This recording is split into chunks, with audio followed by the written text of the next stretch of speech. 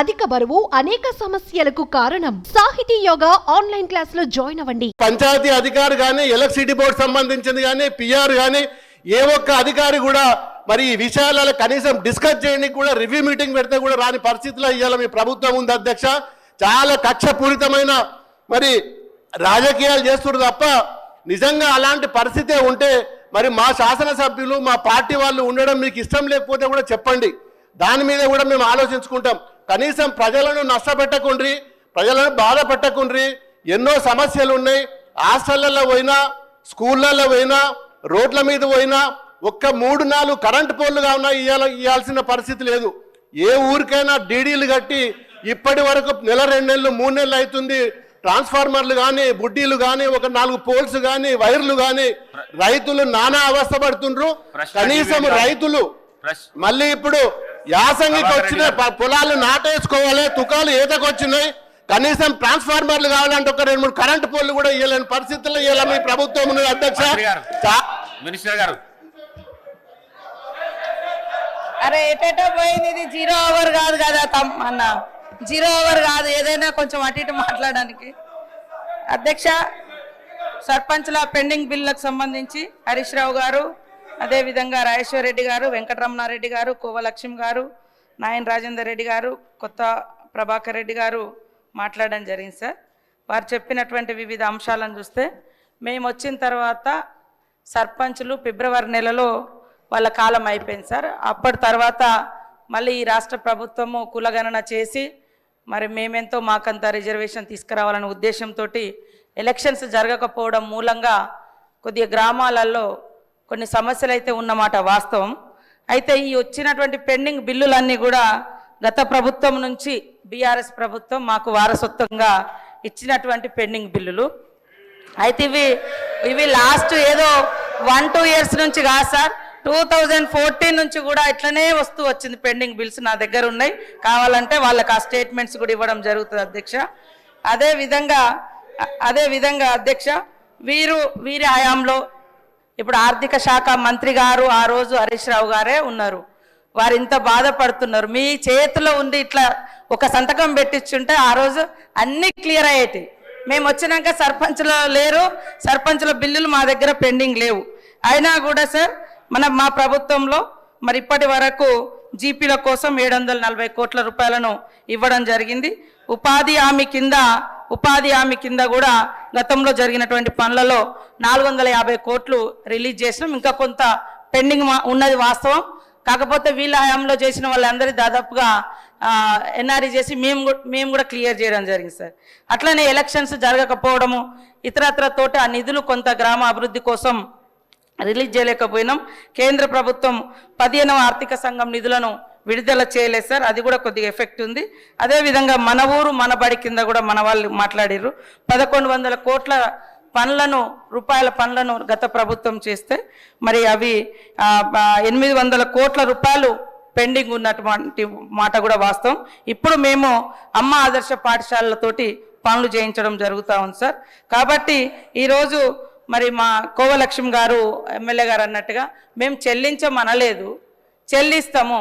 మీరు ఇచ్చిపోయినటువంటి వారసత్వం పెండింగ్ బిల్లులు, అప్పులు, ఆర్థిక వ్యవస్థ బాగలేదు కాబట్టి సర్దుబాటు చేస్తున్నాం, కొద్దిగా టైం అడుగుతున్నాం. కానీ మేము చెల్లించలేదు అని అనలేదు. సాక్షాత్తు ఆర్థిక శాఖ ఆనాటి మంత్రి గారు ఉండి ఈసారి చాలాసార్లు మాట్లాడుతున్నారు ఈ సబ్జెక్టు. మీరు ఒక్క సంతకం పెట్టి ఉంటే 600 కోట్లు ఆ రోజే రిలీజ్ అయ్యేది. కానీ మరి బీఆర్ఎస్ అంటే బకాయిల రాష్ట్ర సమితి లాగా మాకు ఇచ్చిపోయినరు. అదే వారసత్వంతో మరి మేము చెల్లించలేని పరిస్థితి ఉంది.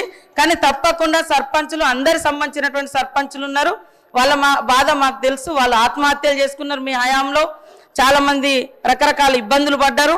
కాబట్టి సానుభూతితో ఉన్నాం. సకాలంలో రిలీజ్ చేసేందుకు ఆర్థిక శాఖ మంత్రులను కూడా నేను వేదిక ద్వారా కూడా కోరుతా ఉన్నాం. మీ తరఫున కూడా నేను మాట్లాడుతా ఉన్నా. నమస్తే.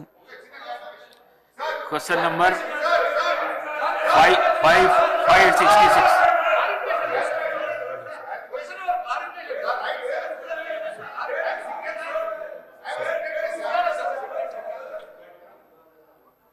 స్పీకర్ గారితో సవినయంగా మనవి చేసేది ఏంటంటే, సభ నడుపుతున్న తీరు పట్ల నా తీవ్ర ఆవేదన వ్యక్తం చేస్తా ఉన్నా.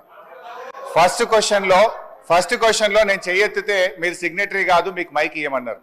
థర్డ్ క్వశ్చన్లో సిగ్నేటరీ కానటువంటి వ్యక్తికి మీరేమో ఇప్పుడు మైక్ ఇచ్చారు. ఎందుకు ఇచ్చారని మేము అడగడం లేదు. సభా సాంప్రదాయాలు అందరికీ సమానంగా ఉండాలని సవినయంగా మీకు విజ్ఞప్తి చేస్తున్నాం. ఇకపోతే మా సీతక్క గారు ఒక మాట అన్నారు, నా పేరు తీసుకొని, మీరు అప్పుడే డబ్బులు ఇచ్చుంటే బాగుండేదని. ఎస్, నేను ఇచ్చాను. మా గౌరవ కేసీఆర్ గారి ఆదేశాల మేరకు పల్లె ప్రగతి కింద ప్రతి నెల 275 కోట్ల రూపాయలు మేము గ్రామ పంచాయతీలకు ఇచ్చాం. పల్లె ప్రగతి ప్రారంభమైన తర్వాత 3,300 కోట్ల రూపాయలు 3,300 కోట్ల రూపాయలు మేము గ్రామ పంచాయతీలకు ఇచ్చాం. ఒకవేళ మీరు ఆ పద్ధతిని కొనసాగించుంటే నెల 275 కోట్లు ఇచ్చుంటే ఇవాళ ఈ బకాయిలు ఉండేటియే కాదు అనేటువంటి విషయాన్ని మనం చేస్తా ఉన్నా. ఇవాళ కాంగ్రెస్ పార్టీ ఈ సర్పంచుల పాలిట, పేద కాంట్రాక్టర్లు, ఎంపీటీసీలు, జెడ్పీటీసీల పాలిట ఈ హస్తం గుర్తు భస్మాసుర హస్తమై కూర్చున్నది. ఇవాళ వాళ్ళ ఉసురు పోసుకుంటున్నారు. సో దయచేసి మంత్రి గారిని నేను స్పష్టంగా అడిగా, సంవత్సర కాలంలో మీరు క్లియర్ చేయలేదు. ఒక్క నవంబర్లో బడా కాంట్రాక్టర్లకు 1,200 ఇచ్చారు. అందులో సగం ఇస్తే సర్పంచ్ల బిల్లులు క్లియర్ అవుతుండే. ఎప్పట్లోకి ఇస్తారో స్పష్టంగా చెప్పండి అంటే త్వరలో ఇస్తాం, చూస్తాం, చేస్తామన్నారు. ఏడాది అయినాక కూడా చూస్తాం, చేస్తామనేటువంటి మరి బాధ్యతారహితమైన సమాధానం మంత్రి గారి నుంచి వచ్చినందుకు ఈ సభ నుంచి మా తీవ్ర నిరసన తెలియజేస్తూ వాకౌట్ చేస్తున్నాం. ఎల్ఏ మినిస్టర్ గారు. అధ్యక్ష, గౌరవ సీనియర్ శాసనసభ్యులు హరీష్ రావు గారు మాట్లాడుతూ ప్రతి నెల 270 కోట్ల రూపాయలు రిలీజ్ చేసిన తర్వాత బకాయిలు ఉంటాయి. అధ్యక్ష, మేము డిసెంబర్లో ప్రభుత్వాన్ని ఏర్పాటు చేయడం జరిగింది. ఫిబ్రవరి మాసంలో సర్పంచుల పదవీ కాలం పూర్తయింది. ఒకవేళ ఉన్న ఒక నెల కాల సంబంధించిన బకాయిలు ఉంటుండే.